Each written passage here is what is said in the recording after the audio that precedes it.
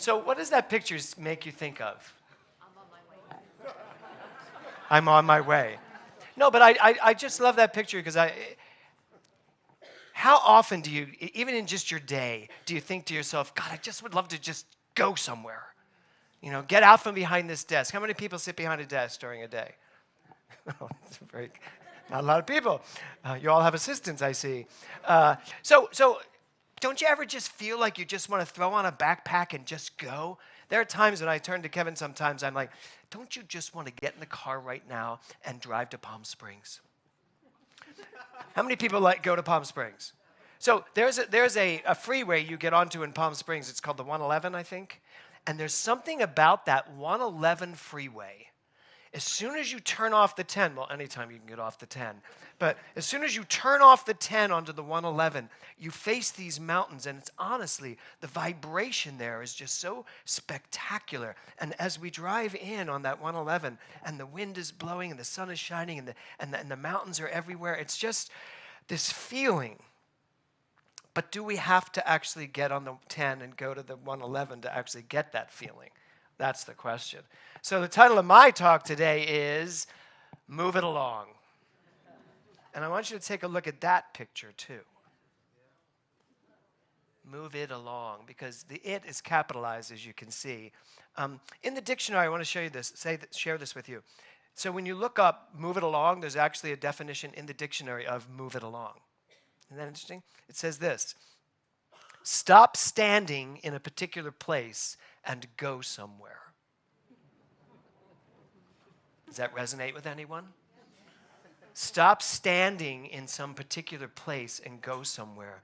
You know, Ernest Holmes calls God it. He says the thing itself. And I've always wondered why, when I first came into this teaching, why would Ernest Holmes take God? You know, I grew up Catholic. I grew up very, very religious. Now I would like to say spiritual. But I grew up very much entrenched in and in love with the Catholic faith. I loved Jesus. I couldn't wait to become a priest, but then I found some other things that would be contradictory to that, so I chose not to. But I couldn't wait to be in church. I loved going to church. I went to church 7 days a week. I was one of those kids. Will just left. Every morning, I would get up with my little missal and walk down the street and get to church and be there, me and 5 other people, for a 7 a.m. mass so that I could get to school, which was right across the street. So that was my whole philosophy, my whole belief, this whole idea, this thing called God. I come into this teaching and it's the thing itself, and it's it. Why it? Well, I get it now. I really do get it. I get that so many people had a bad experience of God or with religion, a specific religion, that what ends up happening is people come along and try to move the God part away and turn it into something else. But you know what? At the end of the day, what I've come to understand, it's the same thing. The Jesus that I was praying to, the God the Father that I was praying to, the Blessed Mother I would kneel in front of to pray for things, it's all still the exact same thing, which is why it's so important to me when we light the candles in the beginning of service, because it's all the same thing. We can call it. We can jump into quantum physics so strongly that we can obliterate God and appease anyone who has a problem with God, but at the end of the day, it still ends up being just another way of talking about the same thing. So this it thing, the energy that God is, and it is who I am, and it is who you are, it is who everyone is. Every religion will teach that. The difference is, right now, there is a very strong movement to stop just teaching it and learning it, to actually start living it. So the title of my talk, while it does talk about us individually, stop standing where you are and move it along, go somewhere, the idea also is to move it along, to move the energy that God is along, to move your thinking along when it comes to who you are when we talk about the God thing. I was speaking to someone this week, and someone has not come back to church for a while because this person has a hard time identifying God as themselves. Now, what that says to me is religion's not doing a good job, because every single religion teaches that God is everywhere present at all times. Catholics, the Jews, the Buddhists. God is everywhere present. Well, if God's everywhere present, I don't know about you, but I can't really be outside of that. If it's everywhere, it has to be me too. That was the original Me Too movement, apparently. So if it's everywhere present and it's what I am, I don't think anyone should have a hard time with being able to identify themselves as God, unless they have that little niggly problem with the word God or a religion that took that away from them. So when we get to the move it along, when we talk about harvesting the good, there are a number of aspects of this topic that I want to talk about today. The first one was the religious part, the spiritual part, the God part. Move it along. Move your mind along when it comes to understanding who you are. When I say I am God, when I say you are God, what I'm really doing is understanding the power that I am.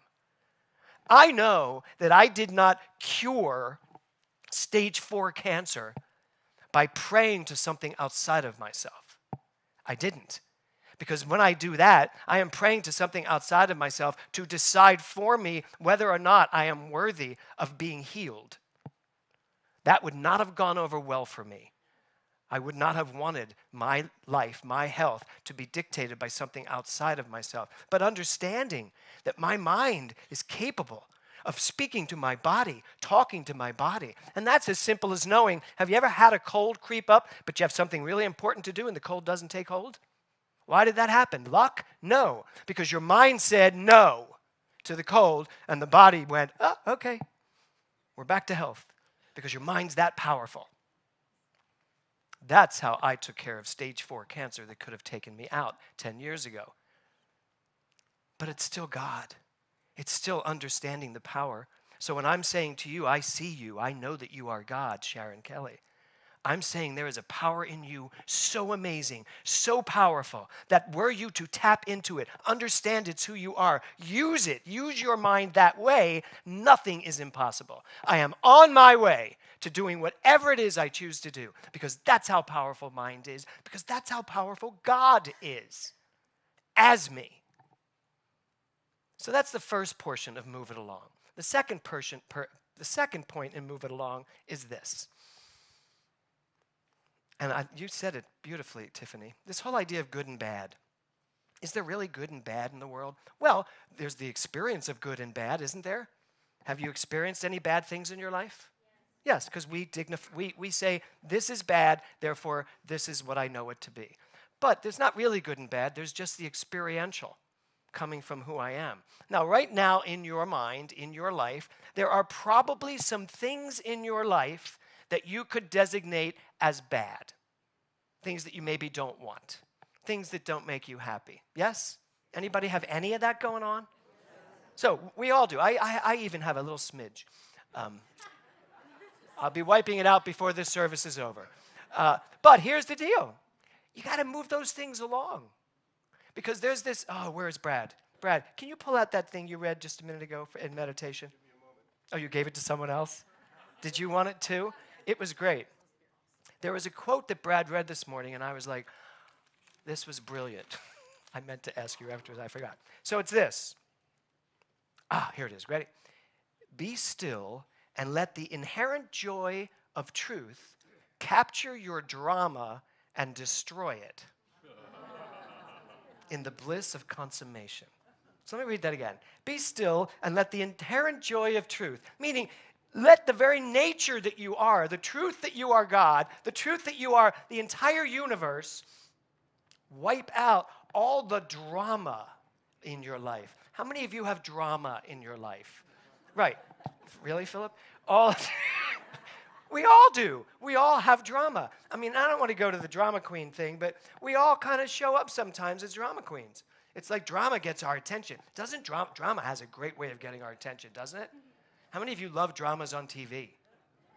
Yeah, dramas really get our attention. But the thing is, the minute you let drama get your attention, your consciousness now turns into drama. That's the consciousness you have. There's a show on TV, I won't say it because maybe some of you watch it. I watched it last year, loved it. I started watching it this year. Within 2 episodes, I said, I can't watch this anymore. My mind at the end of it is not in a good place. There's just too much of what I don't want in my life showing up in this show. And it's a friend of mine, not a friend of mine, but someone I know, starring in it. And I was like, you know what? I'll see him in something else. because it's important to me to understand. So I love this. Let the inherent joy of truth capture your drama and destroy it in the bliss of consummation. So, thank you, Brad, and thanks for bringing that today. So this idea of moving the bad along, moving it along. How many people actually pitch a tent in the middle of the drama, right? And start and just live there and just spend their time going, God, do you know what's happening to me? And everyone becomes an audience. Everywhere you turn, you're telling this person, that person, oh my God, did you know what happened to me today? Blah, blah. Every time. How many of you find yourself doing that? And you know what you're going to find? A drama queen will find a drama queen. Because there's a lot of us out there. And I said us because we all have those moments, right? So if you are someone who has a drama and you love to pitch your tent there and you love to just sit in it and then just dwell in it, well, you're going to find a lot of dwellers to show up and drama with you. You know it, right? That's the way it works. But what if you didn't? What if you actually, and I'm not saying drama won't happen. Drama happens. Things happen in the world, and things happen in our lives. But when they do, what if we just were willing to experience it and then move it along? How about that? Wouldn't it be easier? Just, I know what this is, I see it, and now move it along. There's an expression that my friend Edward Villon used, and I've used it ever since. I think I heard it maybe 10 years ago, when he said, I treat for everyone, no matter how exhausting it is, no matter how much they annoy me, I always treat for everyone. He said, sometimes I treat for their highest and furthest. But that's what we need to do with our bad things going on in our life. Whatever it is that we've designated, and again, as Tiffany said, we've chosen it to be bad. We've decided, we've said, this doesn't work for me. So, highest and furthest. I see you, I am experiencing you, it's annoying, I don't like it, so I'm going to know the truth, that it's only a vibrational energy. I'm going to send you back to the good vibrational energy from whence you came. Highest and furthest, get ye gone. Make sense? That's moving it along. So, right after Nora passed, we had our memorial service for her celebration of life. And when I started it, I said that I only did that service because Nora always used to kid me about growing a pair. Because I couldn't marry her. I said I couldn't marry you. Because if I try to marry you and whoever you're marrying, I'll be crying the whole time and I won't be able to do it. And she said, just grow a pair. So I then grew a pair and did her service. But then the Glaves, I don't know if they're here today. Are the Glaves here today? No, well, they showed up at our house with a pear tree and then said to us, now you can actually grow a pear. So we have now a beautiful pear tree in our front yard that has like 30 pears on it right now. 30 little pears, right? And so we're walking out there and I'm like, can these possibly grow into a pear? They're so tiny. And Kevin's like, how do you think they start? Yes, they're going to be pears. And I was like, I'm not sure. I'm not really feeling confident that these are going to become pears. And then Kevin notices that there are bugs on the leaves. And he's like, oh, we got to take care of this. So now I was like, well, you know what? They're fine. They're going to be fine. The pears are going to grow and they're going to be fine. But Kevin was not like that. Kevin basically said to me, we need to move these bugs along. I was actually ready to just go, yeah, whatever happens, happens. And I thought about this. I thought, what a great spiritual message. You know, this idea of my life is unfolding perfectly is not a get-out-of-jail-free card. It doesn't mean that you just willy-nilly go through your life and expect it to work out perfectly and unfold perfectly. What it means is that I have the faith that whatever shows up, I have somehow contributed to bringing forward, and in so much as doing that, I now have the power to change it to whatever I need to change it to and move it along. So he's telling me this, so then of course we had to get in the car, drive to Armstrong, buy some bug spray that was organic enough that when we ate the pears, God, if they willing that they come up, that we would not, eat the stuff that we put on it as well. So we come back and I'm looking at the leaves and I'm thinking, are we going to kill all these little bugs? Because I actually do have issues, like if a spider's in the bedroom, I don't really feel that the spider needs to be killed. I like to take the spider and move it outside. I have another story when I was doing 42nd Street, and I was sitting in my little. I was in the Watergate, and I was in a beautiful place in the Watergate, and I had a dog, and the dog's playing with something, and I look over, and it's got a little mouse in my room. And I'm like, oh, and I get a jar, and I get the little mouse, and I take it as I'm driving to the National Theater. I get out in a little park, and I let the little mouse out, and I'm like, I feel so spiritual. I'm like, oh my God, I just saved a mouse. That night, I get home. I go to open my drawer to get bread to make a sandwich, and there are about 100 mice crawling all through my cupboards. Let me tell you, I did not go for a jar. At all. I moved them along to their next spiritual plane. Yes. So there is, so as I was standing there, we're looking at these bugs, I was like, we got to get clear on what is this really about, moving things along. Because just the way I was with those bugs or that little mouse, I can sometimes be with, and I think we can all be with things that happen in our life, and we just let them stay there. As if we are relegated to having these things that we call bad, but just stay there. We don't go out and fix it and do what we need to do. So that's the next section of move it along. I could have let those things stay there and infecting the tree, or I could clean them up, which brings me to you. You have a mind, and there are little bugs in your mind sometimes, and they are infecting your mind. Every time you allow a rogue negative thought or a belief, just stay there and not deal with that and move it along to wherever it needs to go, you are literally allowing your mind to be infected. And the fruits of your mind are all the things that show up in your life. Do you want fruit that's infected? Do you want fruits that don't grow to the height and to the size that they're supposed to be? Or do you want to know that your mind is so clean, so clear, so vibrantly alive, so on point that nothing could stop exactly what you want to manifest? Because when you let doubt in there, that's like leaving a little infection in there. And when you let worry overcome you, how many worriers do I have today? Right. So worrying. Do you know that worrying is just you trying to hold your mother's arm up? Do you know what worrying does? One thing. Worrying does one thing. What do you think it is? Create more worry. That's it. I grew up in an Irish Catholic family. My grandmother's motto was, if you weren't worrying about something, you weren't doing anything about it. That's what she said. She would tell my mother and all her sisters, she's like, you need to worry. Worry is an important part of life. Worrying lets you know you're actively doing something. Now, that might be how she was raised. It could be. But we need to turn that around. When you are worrying, that's not a sign that you're doing something. It's literally a sign you're doing nothing but worrying.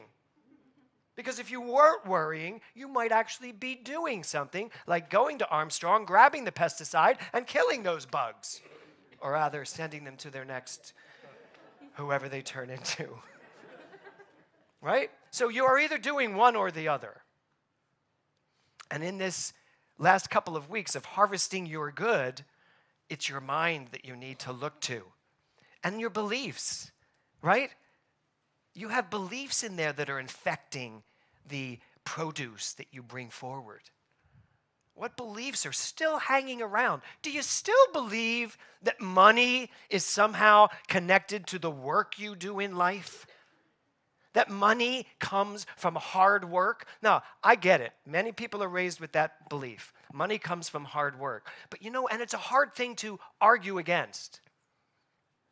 But first of all, if it's hard work, I'd have to question that first. Is it work you're enjoying? Is it work you're doing? Does the work that you do, that you participate in, bring forth the good of your life? Or are you just making money and you somehow believe that hard work is making money? All these kinds of beliefs. Because the truth is about money is God in action. And money is available everywhere, everywhere. Prosperity is who you are. It's not what you do. So all these little things, this is the harvesting time, folks. This is our 3rd week of harvesting. So now it's really time to get in there and find out what little bugs are still in there infecting the produce. Because what you want to do is produce a life that you are loving living. And if you can't say you're... How many people saw the movie yesterday? Oh, if you haven't seen it yet, we watched it yesterday. It was just beautiful, but there's a moment in it, and I can't tell you who says this because it gives away the movie, but somebody says in the movie, or one person says to another person, does it bother you that you haven't been a success? And the person turns to him and says, I'm happy. That means I am a success. And I just was like, I was just blubbering, because it's what we teach. Thomas Troward taught us that 100 and some odd years ago. The only purpose of life is to enjoy it. How did we go from our only purpose is to enjoy life to my only purpose is to get a good job, make a lot of money, be able to pay for my bills, and then on the weekends have some fun? Really? Or let me work myself to death till I'm 65 years old and then I can retire.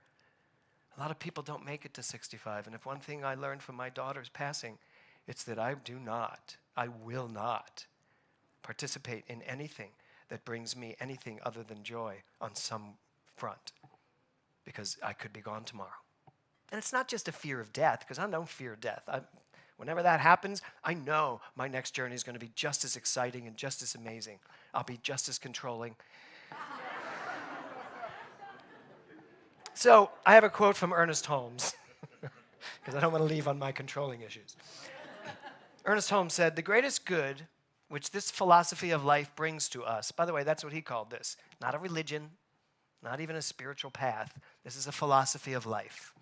The greatest good which this philosophy of life brings to us is a sense of certainty, a sense of the reality of our own soul and the continuity of our own individualized being and the relationship of this self to the great whole.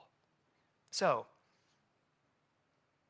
this philosophy of life should leave you certain, absolutely certain, certain of who you are, what you have the power to do in this world, a certainty that literally washes over you and lets you feel calm, relaxed, lets you be able to stand in any situation knowing who you are, with whoever you are with. And if it doesn't bring you that, then really think about doing what these 3 brilliant women have done. You know, take this philosophy, study it, tear your life apart, tear who you think you are apart, and get to the core of who you really are, who you truthfully are. Because if you can do that, then you can change anything you want to change in your life. And I want to conclude this way. If the definition is stop standing still and go somewhere, the question is, for move it along, the question is, what are you standing still in? Are you willing to look to see what that is? Are you willing to look at whatever you are doing in your life that keeps you standing still? And then the bigger question, where do you want to go? Where do you want to go in your life? Delaney sang the song to us, On My Way. Are we? Are we? Am I on my way? Or am I sitting still? That's what we get to decide. Spend some time this week and really ask yourself, am I on my way, and where do I want to go? I don't care what age you're at. I don't care what health stage you're at. I don't care anything about the relative definitions of your life. What I care is that at the core of who you are, the truth of who you are, you have the ability to be on your way to wherever you want to go to. It just takes you to decide to know who you are and then say, I am on my way, and here's where I'm going. Namaste.